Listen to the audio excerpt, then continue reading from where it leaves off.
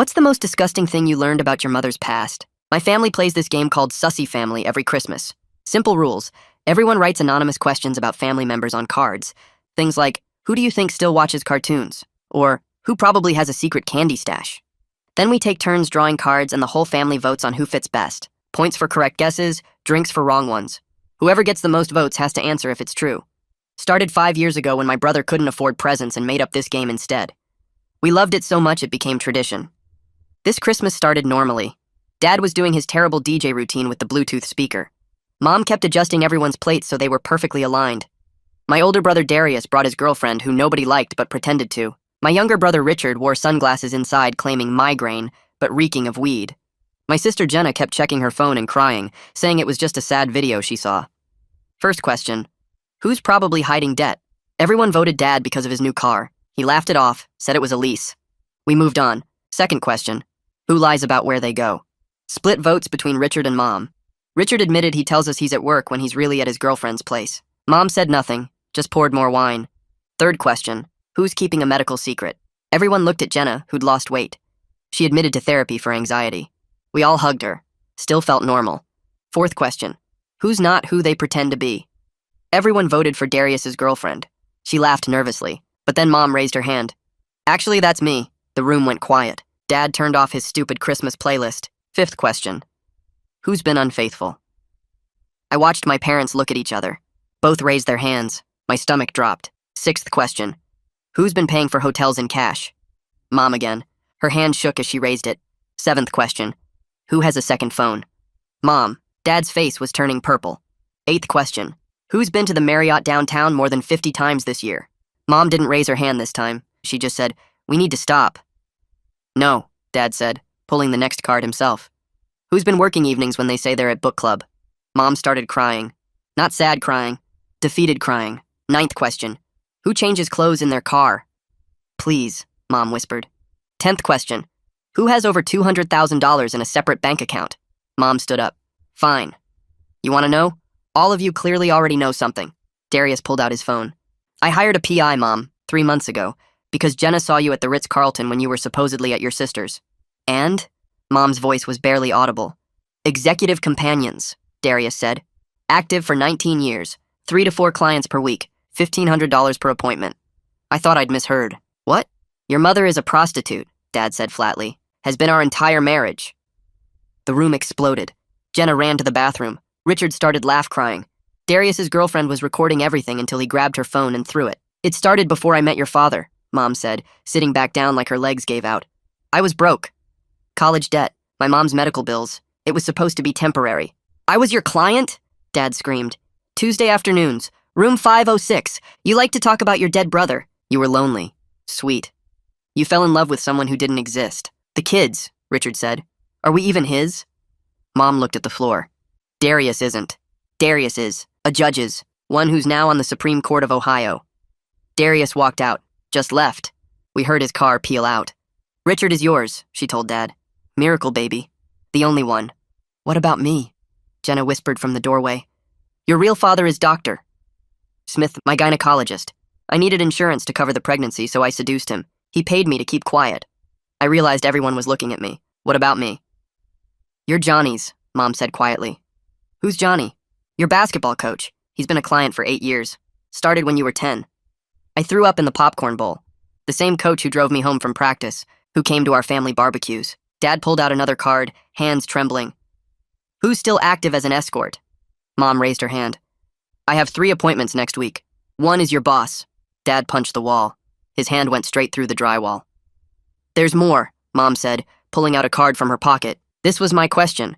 Who else in this family has been selling themselves? Everyone turned to look at each other. That's when Jenna raised her hand. Only fans, she whispered, for 2 years. That's how I paid for college. Then Richard raised his. Sugar, Mommy. The sunglasses are from him. So is the car. Darius's girlfriend walked back in, mascara streaking. Me too. That's how Darius and I met. I was his father's sugar baby first. Dad looked around the destroyed remains of our family. Anyone else? Any other intimacy workers I should know about? Grandma, who'd been silent in the corner, raised her hand. 1973 to 1981. How do you think I bought this house? Dad walked to the liquor cabinet, grabbed a bottle of scotch, and left. No coat, no keys, just walked out into the snow. Mom looked at us. The game was rigged. I wrote all the questions. I wanted it to end. All of it. Why? I managed to ask. Because I'm pregnant. And this time, I don't know whose it is. Could be any of 12 men. We all looked at each other, not knowing what to do next. I'm still standing in the living room trying to make my brain work when I realized Dad walked out into actual snow with no coat, and Mom just announced she's pregnant with maybe 12 different fathers. Jenna's crying sounds are coming from somewhere upstairs, or maybe the bathroom, and Richard's laugh has turned into this scary hiccup sob thing that won't stop.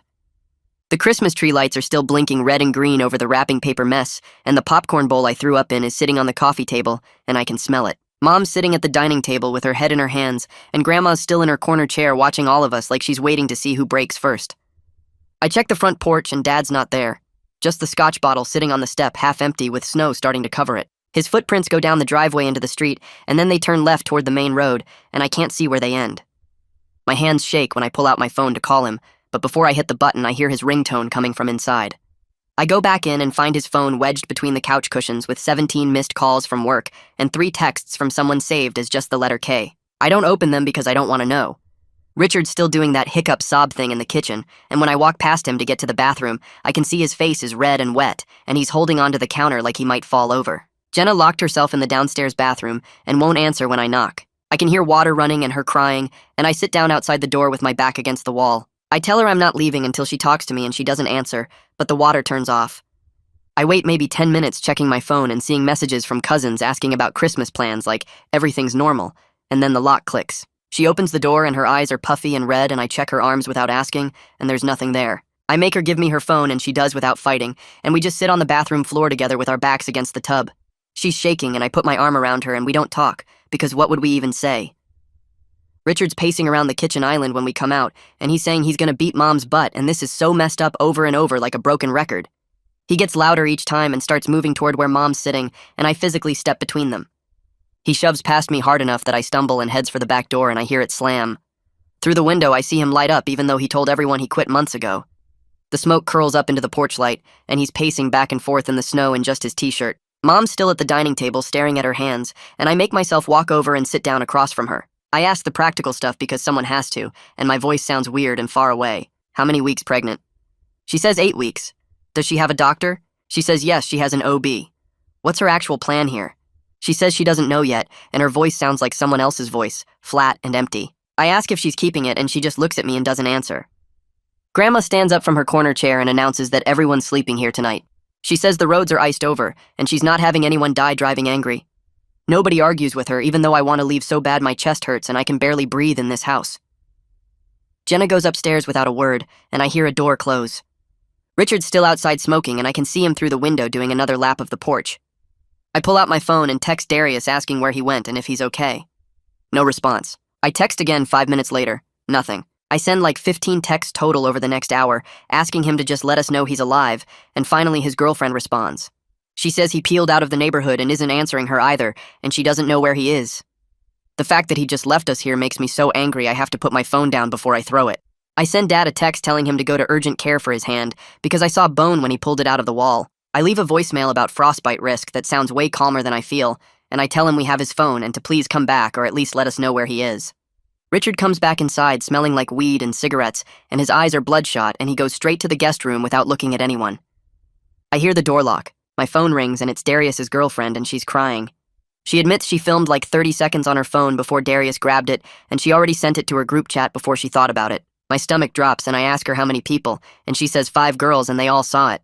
I ask if they'll keep it quiet, and she says she doesn't know, and she's sorry, and she keeps crying. I hang up because I can't deal with her right now.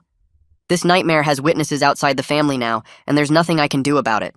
My phone buzzes with a text from the neighbor 2 houses down. No words, just a photo of Dad sitting on the curb under a streetlight looking at nothing. He's still in just his shirt, and the street is covered in snow, and I can see his breath in the air. I grab my coat and Mom's car keys from the hook and walk down there in the snow to get him. He won't stand up when I get there, so I have to grab his good arm and pull him to his feet, and his whole body is shaking from the cold. His right hand looks wrong, swollen up purple and twice the normal size, and when I try to look at it closer, he pulls away and won't make eye contact. I get him into Mom's car and crank the heat all the way up, and his teeth are chattering so hard I can hear it over the engine. The nearest urgent care is 15 minutes away, and I drive there watching him stare out the window at nothing. Inside, the waiting room smells like hand sanitizer, and there's a kid crying somewhere, and the receptionist makes Dad fill out paperwork with his left hand because his right one is useless. They take him back after 20 minutes, and I follow him into the exam room where a tired-looking doctor touches Dad's hand, and Dad makes this sound like a wounded animal. The doctor orders an x-ray, and we wait in this small room with posters about washing your hands, and Dad still won't look at me. When the x-ray tech comes back, she's gentle, moving his hand into position, but Dad's face goes gray, and he closes his eyes.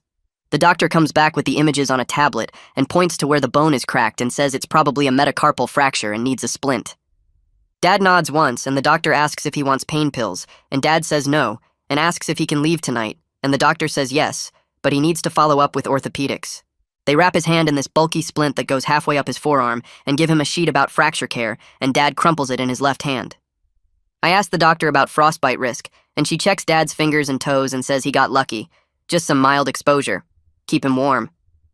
Dad refuses to go back to Grandma's house where Mom is, and I don't know what to do with him, so I just start driving. My phone starts going crazy in my pocket while we're sitting in the parking lot, and I pull it out and see a group text from Darius with like 30 messages already. He's sending screenshots one after another, hotel logs with dates and times going back years, phone records showing burner numbers with hundreds of calls, bank statements with cash withdrawals every Tuesday and Thursday for as long as the records go. The evidence just keeps coming, and I'm scrolling through it, and my stomach is turning over because it's all right there in black and white. There's a spreadsheet someone made tracking Mom's appointments by location and client codes and amounts, and it's so organized and detailed that I want to throw up again. Darius texts that Becca the PI found all of this over 3 months of surveillance and records requests, and it's just the summary. There's way more. I look over at Dad sitting there with his splinted hand, and I don't show him the phone because I don't think he can handle seeing it right now. Another text comes through with a photo of Mom's second phone, the burner one, and a list of contacts saved under fake names. I put my phone face down on my lap and just breathe for a minute before I start the car again. When we get back to the house, it's almost midnight, and Mom's still sitting in the same dining room chair like she hasn't moved at all. The living room is destroyed with wrapping paper and those game cards scattered everywhere and the hole in the wall where Dad's hand went through. I meet Mom's eyes across the room and her face is blank and empty, and I make myself walk over to her. I tell her tomorrow everyone's getting ST, eye tests and making appointments for whatever else needs checking, and my voice sounds robotic and distant. She nods once without saying anything, and I turn around and walk away before I say something I can't take back. Dad goes straight to the spare bedroom and closes the door, and I hear the lock click. Richard's still outside smoking, and I can see him through the window doing another lap of the porch like he's been doing it for hours. Mom says something quiet, and I almost don't hear it, but I stop and turn around. She tells me she wrote all the question cards herself, every single one, and her voice is so small I have to move closer to hear. I ask her why she'd blow up the family in public like this instead of just telling us private, and she looks at me finally. She says she tried ending it private for years and it never stuck. She always went back to the work, always found a reason to keep going. She says she made it impossible to pretend anymore because pretending was killing her slower than the truth ever could. I don't know what to say to that, so I just stand there and she looks back down at her hands. She says she's sorry and I walk away because I can't do this right now. Grandma comes out of her room in her bathrobe and starts assigning sleeping spots like we're kids at a sleepover. She tells Jenna to take Mom's old room upstairs. Richard gets the basement, I get the couch, Dad has the spare room, Mom can sleep in the den. Nobody argues with her because Grandma's voice has this tone that means the discussion is over. I grab a blanket from the hall closet and lie down on the couch and stare at the ceiling for what feels like hours. The house makes settling noises, and I can hear someone crying somewhere, but I can't tell who. My brain won't shut up about worst-case scenarios, and finally I get up and walk upstairs to check that Jenna's still breathing. I open her door real quiet and see her curled up under the covers, and her chest is moving up and down, and I close the door again. I go back downstairs and lie on the couch, and eventually the sky starts getting light outside. Morning comes too fast, and I'm running on maybe 2 hours of sleep, but I make myself get up. I pull out my phone and start making a list of everything that needs handling today. Find Darius and make sure he's okay. Check Dad's hand and make sure he follows up with the doctor. Lock down the girlfriend's video before it spreads more. Schedule medical appointments for everyone. Figure out what the hell happens next. Richard stumbles upstairs from the basement looking gray and sick, and he goes straight to the bathroom without talking to anyone. Jenna won't come out of her room yet, and when I knock, she tells me to go away. I text Darius again asking him to please call us and talk this through. Mom's still in the den with the door closed. Dad comes out of the spare room holding his splinted hand and asks if there's coffee, and I make him some while he sits at the kitchen table staring at nothing. My phone finally rings, and it's Darius, and I answer on the first ring. He says he'll do a video call with everyone, including Becca the PI, if we can all get on at the same time. I get everyone gathered in the living room except Mom, who stays in the den, and I set up my laptop on the coffee table. Becca appears on screen first, professional looking with short dark hair and glasses, and then Darius joins from what looks like a hotel room. She starts walking us through what she found and what it means legally and financially, and her voice is calm and matter-of-fact, like she's discussing a business deal instead of our family falling apart. She explains the evidence in detail, the patterns she found, the financial trail, the client list she was able to partially reconstruct. Her professional tone makes everything feel more real somehow and worse because she's treating it like just another case. Becca pulls up documents on screen share and shows us Mom's separate bank account that's been active for 19 years. The deposits are regular and they match up with the hotel dates from the logs she found. She says there's risk to Dad's retirement accounts and possibly the house depending on how divorce law works with hidden assets and income. Dad's face on the screen looks like he aged 10 years overnight and his eyes are hollow. She explains that legally Mom might have claimed to half of everything, even though she was hiding income, and the house might have to be sold to divide assets fairly. Richard makes this choking sound next to me, and Jenna starts crying quiet tears that run down her face. Becca keeps talking about legal strategies and documentation, and I'm trying to focus, but my brain feels like static. Dad pulls out his phone with his left hand and steps away from the screen, and I hear him making a call. He comes back a few minutes later and says he got a lawyer named Ed Rogers that his work buddy recommended. He puts the call on speaker, and this guy Ed starts talking in this flat professional voice about not confronting Mom directly and starting to document everything for separation paperwork. The word separation lands in my chest like a rock, and I look over at Jenna, who's got her hands over her face. Ed talks about protecting assets and getting financial records and filing for legal separation before divorce, and it all sounds so final and real. Dad agrees to everything Ed says in this monotone voice, and they schedule a meeting for next week. When the call ends, nobody says anything for a long time. 3 days later, I'm at work trying to act normal and failing completely. My boss, Garrison Campbell, calls me into his office with this fake concerned face and asks if everything's okay with my family because he heard some rumors. The way he says it makes my skin crawl, and I realize he knows something specific. He sits too close, and his smile doesn't reach his eyes, and he says, "Workplace drama can affect positions here." I keep my face blank and neutral and tell him everything's fine, and he nods slow like he doesn't believe me. He mentions he'd hate to see my career affected by family issues, and the way he emphasizes family makes me want to punch him. I thank him for his concern and get out of his office as fast as I can, and my hands are shaking when I get back to my desk. 2 days later, Garrison calls me back into his office, and this time he doesn't even pretend to look concerned. He closes the door and sits in the chair next to mine instead of behind his desk, way too close, and I can smell his coffee breath. He starts talking about how workplace drama can really mess up someone's career trajectory here, and how he'd hate to see that happen to me specifically. The way he says it makes my skin crawl because he's not asking questions, he's making statements, and I realize he definitely knows something about Mom. I keep my face completely blank and reach into my pocket like I'm adjusting my phone, but I'm actually turning on the voice recorder app. He keeps going, saying things like how discretion is valued in this company, and how loyalty goes both ways, and how sometimes family issues need to stay private for everyone's benefit. I just nod and let him talk, watching his face get more comfortable as he thinks I'm agreeing with him. He mentions that he's noticed I seem distracted lately, and maybe I need some time to get my head straight, and the threat in his voice is so obvious now that I almost laugh. I tell him I appreciate his concern, and I'll definitely think about what he said, and he smiles this gross, satisfied smile and pats my shoulder before I leave. My phone's been recording the whole thing, and when I check later, it caught everything clear as day. That same evening, Jenna shows up at my apartment without calling first, and she looks terrible, eyes all red and puffy. She sits on my couch and pulls out her phone with shaking hands and shows me these DMs from an account I don't recognize. Someone found her real identity from her OnlyFans somehow, probably through some detail she didn't blur out enough, and they're threatening to send everything to her college administration and our extended family unless she pays them $5,000. The messages are detailed and specific, listing her cousin's names and her academic advisor, and even grandma's address, and Jenna's whole body is trembling as she scrolls through them. I want to find whoever this person is and break their face, just completely lose it on them. But I force myself to stay calm and screenshot everything instead. She's been getting these messages for 3 days and hasn't told anyone because she's terrified and ashamed and doesn't know what to do. I tell her we're going to handle this, but she's not paying anything, and I start researching what to do about online blackmail while she curls up on my couch crying. The next day, Richard calls me sounding weird and asks if he can come over, and when he shows up, he looks like he hasn't slept. He sits at my kitchen table and just starts talking fast, admitting that the car he's been driving isn't actually his, it belongs to his sugar mommy arrangement. And he's been getting repo notices for weeks because he can't make the payments she expects him to cover now. He also owes her money for rent she covered the last 2 months, and some other expenses he won't specify, and his voice cracks when he tells me the total is around $8,000.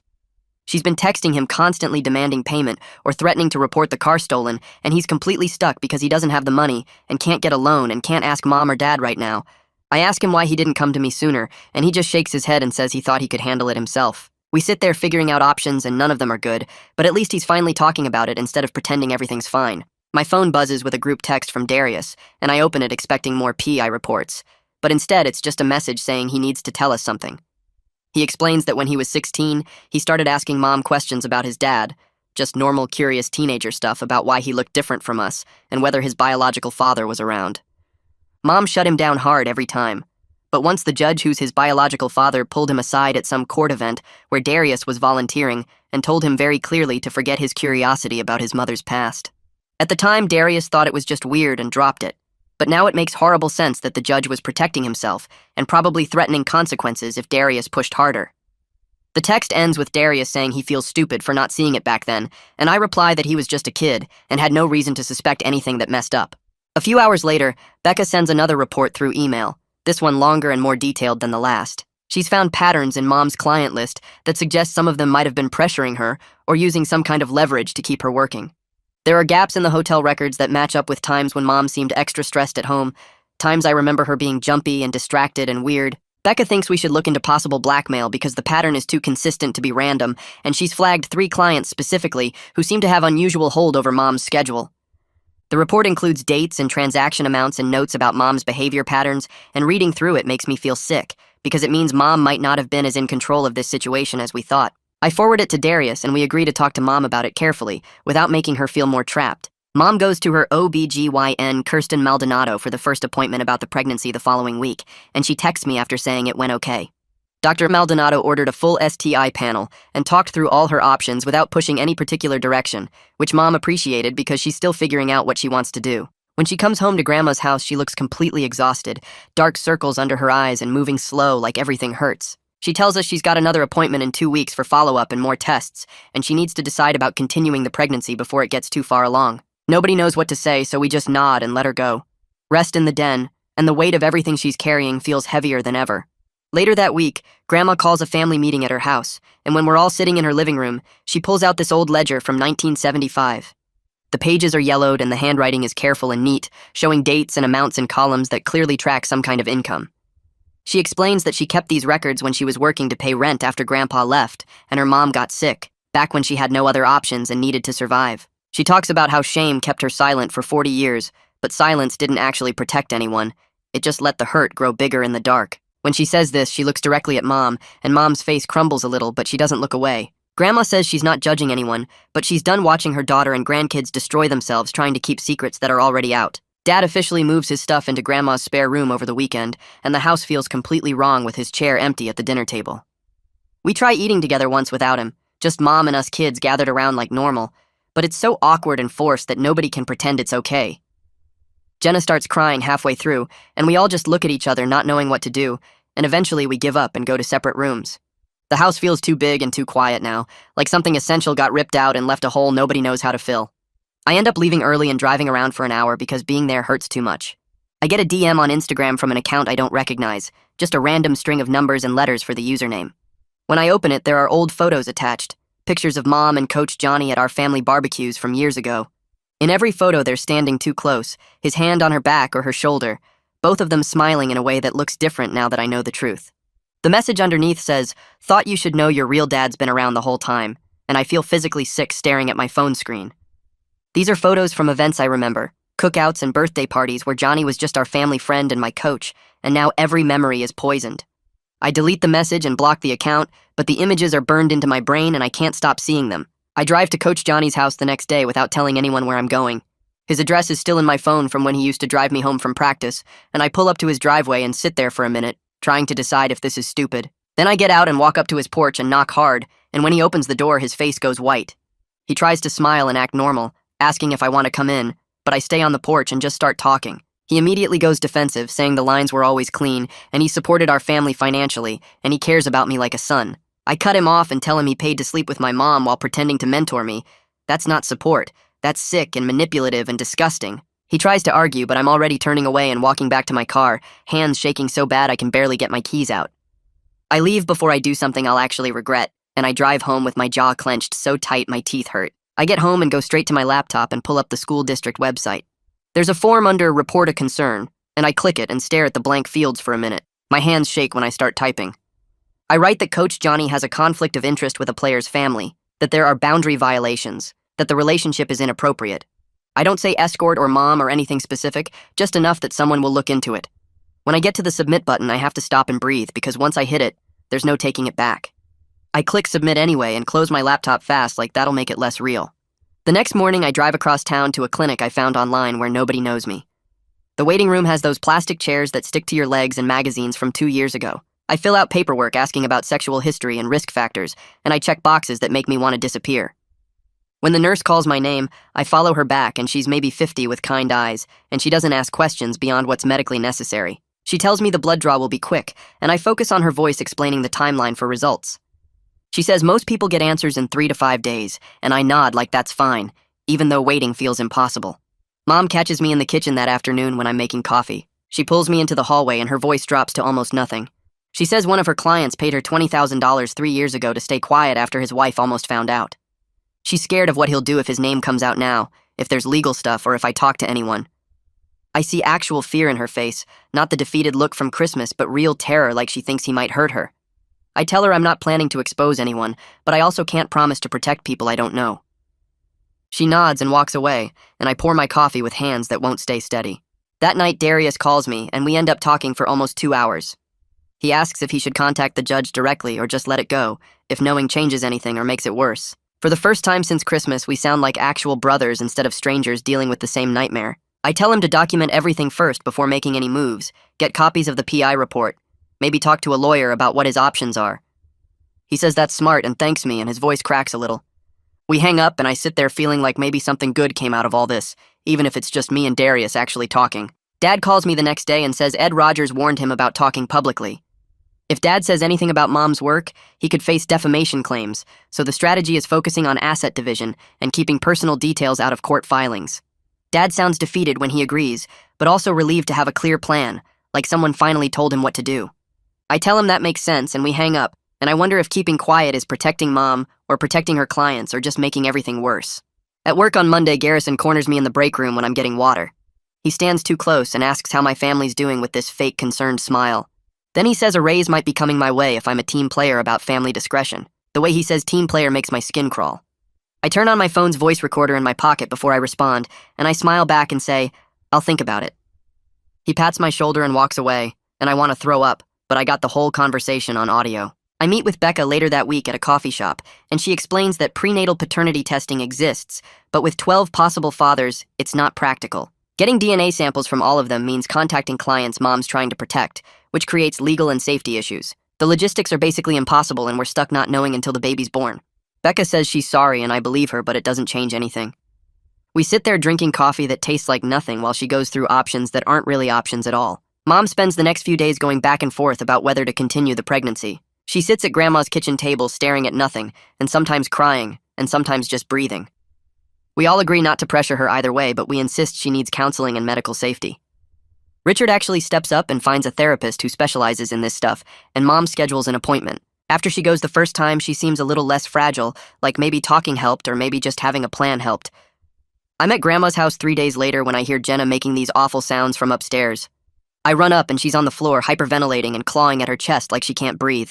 I kneel down and talk her through breathing, counting out loud, telling her to focus on my voice. Mom appears in the doorway, and for a second I think Jenna will freak out more, but Mom just sits down and holds her. They don't say anything, just cry together on the floor, and it's the first time they've touched since Christmas. I leave them there and go downstairs, and Grandma hands me a beer without asking. Richard's in Mom's room at Grandma's house later that week, and I walk in to find him taking cash from her purse. He freezes when he sees me and tries to play it off, but I grab his wrist and the money falls. We get into a screaming fight right there, me yelling about stealing and him yelling about needing it, and neither of us making sense. I threaten to call the cops, and he breaks down completely. He admits he owes $8,000 total between the sugar mommy and some other debts he won't name. I sit down on the bed and we make a payment plan together, writing it out on notebook paper like a contract. He signs it and I sign it, and we don't talk about the fact that we both just cried. 2 days later, Grandma calls everyone to the living room and makes us sit down like we're kids again. She's holding papers from her lawyer, and her face has that look she gets when she's made up her mind about something. She says she's putting the house in a trust that excludes Mom if she keeps escorting, and Mom's face goes completely white like someone punched her. Grandma keeps talking in this calm voice about how it's not punishment, it's protection, and if Mom gets real help and stops working, she'll reconsider the whole thing. Mom doesn't say anything, just stares at the coffee table while tears run down her face. Richard shifts in his seat, and Jenna picks at her nails, and nobody knows what to say. I visit Dad at Grandma's spare room the next afternoon and find him sitting on the bed staring at old photos on his phone. We sit there for a while not talking, and then he starts telling me about his brother who died when Dad was 19 in a car accident.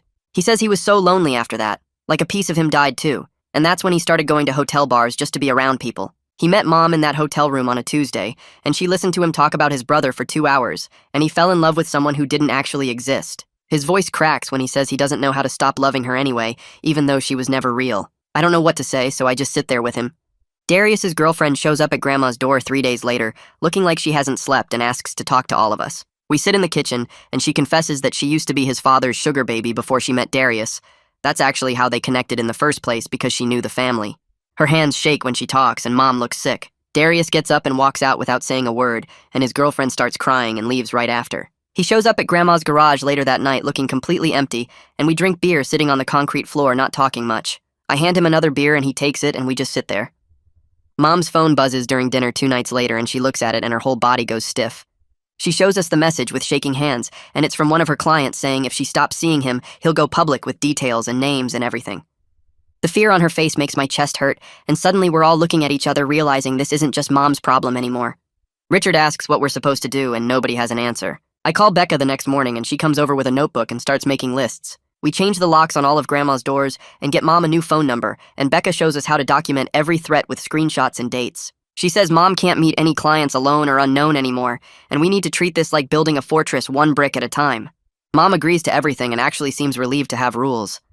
Monday, my boss Garrison pulls me aside and tells me my schedule is getting cut to 3 days a week because of budget stuff, but his face says otherwise. In the next meeting, he talks over me when I'm presenting, and later he tells someone else my idea was his. I start keeping a notebook with dates and times of every incident, and my hands shake writing it down, but I do it anyway. I'm building a case even though I'm scared of what happens when I actually file it. I find a therapist named Amara through my insurance and book the first appointment for Thursday. When I sit down in her office, she asks what brings me in, and I tell her I don't know who I am anymore now that I found out my basketball coach is my biological father. She asks me who I was before Christmas, and I open my mouth to answer, but nothing comes out. That's when I start actually crying and can't stop for like 10 minutes. She just sits there and waits and hands me tissues. Ed calls Dad the following week and says the paperwork is ready for legal separation and temporary financial orders to freeze the joint accounts. Dad signs everything with his left hand because his right is still in a splint and his signature looks wrong. Mom gets served with papers at Grandma's house by some guy in a suit, and she just stares at them for a long time without opening the envelope. Richard takes it from her and reads it out loud, and Mom sits down hard in the kitchen chair. Dr. Maldonado's office calls Mom 2 days later, asking her to come in for an urgent follow-up because some test results show high-risk indicators for the pregnancy. Mom needs more frequent monitoring now, and suddenly she's got appointments every week instead of every month. She comes home from that appointment and tells us she's stopping all client work completely because the stress is too dangerous for the baby. Her voice sounds defeated but also relieved. Jenna comes downstairs that same night and says she's pausing her OnlyFans account, and her face is pale when she talks about losing her main income. She doesn't know how she'll pay for college next semester, and her voice gets higher and tighter. I tell her we'll figure it out and pull up the financial aid website on my laptop. We spend 3 hours filling out emergency aid applications and campus work study forms, and when we finish, she hugs me so tight I can barely breathe. The next day, I text Amara asking if she does family sessions, and she responds within an hour saying yes and sends me available times. I book one for the following week and send the details to everyone in a group text with just the address and time and no explanation. Mom responds first saying she'll be there, and then Dad replies asking what this is about, and I type back that we need ground rules if we're going to keep talking to each other. Richard sends a thumbs up and Jenna hearts the message, and Darius leaves it on read, but I know he saw it. The day of the session, we all show up at different times and sit in Amara's waiting room, avoiding eye contact until she calls us back to this bigger room with a circle of chairs. She starts by saying everyone gets to speak without interruption, and if someone breaks that rule, the session ends immediately, and we all nod. Mom goes first and admits she's been lying for 19 years, and she understands if we never forgive her, but she wants to try being honest now. Dad goes next, and his voice shakes when he says he feels like he never knew the woman he married, and he doesn't know how to stop loving someone who doesn't exist. Jenna talks about feeling unsafe in her own body after the OnlyFans stuff, and Richard admits he's been using humor to avoid dealing with anything real. I tell them I don't know who I am anymore now that Coach Johnny is my biological father, and Darius stays quiet the whole time, just listening. Amara asks what we need from each other going forward, and Mom says she needs us to let her prove she can change, and I say we need honesty even when it hurts. By the end, we agree to no more games with hidden agendas and no ambushing each other, and everyone gets their turn to talk. Amara asks Mom if she'll commit to individual therapy, and Mom says twice a week and actually writes it in her phone calendar right there in front of us. Dad starts seeing his own counselor the following week and calls me after his first session sounding exhausted. He tells me the scotch bottle on Christmas wasn't the first time he's drunk alone this year, and there've been other nights when he sat in his car in parking lots finishing a bottle before going into Grandma's house. His voice sounds different when he talks about it, not defensive or angry, just tired and honest in a way I've never heard before. He says his counselor wants him to set small goals instead of making big promises he can't keep, so he's starting with not drinking alone and checking in with someone every day. I tell him I'll be his check-in person if he wants, and he's quiet for a minute before saying yes. I spend 3 days building my HR complaint with timestamps and dates and descriptions of every incident with Garrison. My hands shake when I attach the audio files where he hints about knowing Mom's work and suggests a raise for my silence. I write that I'm requesting a neutral third party to oversee my case because Garrison is my direct supervisor and there's a clear conflict of interest. The submit button sits there on my screen for like 10 minutes before I finally click it and watch the confirmation message appear. My stomach drops immediately after like I just jumped off something high. Becca calls me 2 days later and says she found something I need to see. We meet at a coffee shop and she slides a folder across the table with copies of Mom's client records going back 4 years. Garrison's name appears every month, sometimes twice, always on weekday afternoons when he claims to be in meetings. She's highlighted the dates in yellow and cross-referenced them with my work calendar, showing times when he called me into his office right after seeing Mom. The pattern makes me feel sick, but also less helpless because now I have actual leverage if HR tries to sweep this under the rug. Becca walks me through the chain of command options and what to do if the first complaint gets ignored, and I take notes on everything. The HR rep emails me asking for a meeting, and I show up at the conference room on the 3rd floor with printed copies of everything. She's younger than I expected with a tablet and a recorder, and she starts by saying, "This is a preliminary fact-finding conversation." I stay completely factual about the bribery attempt and the schedule cuts and the undermining in meetings without mentioning Mom's name beyond saying a family member's private work history became known to my supervisor. She takes notes and asks clarifying questions and says they'll investigate, and I walk out feeling exposed but also steady, like I did what I needed to do. Mom cancels all her remaining client appointments over the next week, and the income drops to 0 immediately. She has a panic attack at Grandma's house, hyperventilating about bills and insurance, and how she'll pay for the pregnancy appointments. Grandma sits her down at the kitchen table and offers to cover necessities temporarily, but only if Mom sticks with therapy twice a week and keeps all her medical appointments with Dr. Maldonado. Mom agrees, and Grandma writes her a check right there for $2,000 and tells her this is temporary help, not a permanent solution. The tension in Mom's shoulders releases a tiny bit after that. Richard's car gets repossessed from Grandma's driveway on a Tuesday morning, and he comes inside looking gray and shaky. The repo guy just hooked it up and drove away, while Richard stood there in his pajamas, and now he's got no way to get to his fake job that isn't actually a job. I find him on the back porch smoking, and he tells me he's going to start doing DoorDash and Uber to make actual money, and he sounds defensive like he expects me to make fun of him. I tell him I'll match whatever he earns if he keeps it up for a month, and he calls me a jerk, but pulls out his phone and starts the driver application right there. 3 days later, he shows me his first week earnings of $300, and I Venmo him $300 more, and he doesn't say thank you, but he keeps working. Darius texts me saying he's meeting with the judge at some lawyer's office downtown, and he sounds nervous about it. I tell him to record everything on his phone just in case, and he sends back a thumbs up. 2 hours later, he texts saying the judge offered him money and connections for law school if Darius stays quiet about paternity and never contacts him again. The judge called it a mutually beneficial arrangement and suggested Darius think about his future career carefully. Darius recorded the whole conversation on his phone and walked out without agreeing to anything. His next text says he feels free for the first time, like he's not carrying around this secret that's been choking him. I tell him I'm proud of him, and he responds with just a heart emoji, but I know he means it. Grandma officially updates her estate plan on Thursday and announces it at Sunday dinner to avoid surprises later. She's leaving the house in a trust that requires Mom to stay clean from escort work for 5 years before she can inherit her share, and if Mom goes back, the house goes entirely to us kids. Mom gets upset and her face goes red, and she starts to argue but then stops herself and takes a breath and says she understands. Grandma explains it's not punishment, it's protection for everyone including Mom, and the tension releases a little bit after that. We eat the rest of dinner in silence, but it's not the terrible kind of silence, just people thinking their own thoughts. My STI panel results come back negative for everything, and the clinic calls me on my cell while I'm at work. I take my break early and sit in my car in the parking lot reading the text with the results link, and I start crying from pure relief. It doesn't fix the trust issues or the identity stuff or any of the big problems, but it's one less thing to be terrified about. I sit there for 20 minutes just breathing and letting myself feel something good for the first time in weeks. I spend the next week checking my email every hour waiting for something from the school district about my complaint against Coach Johnny.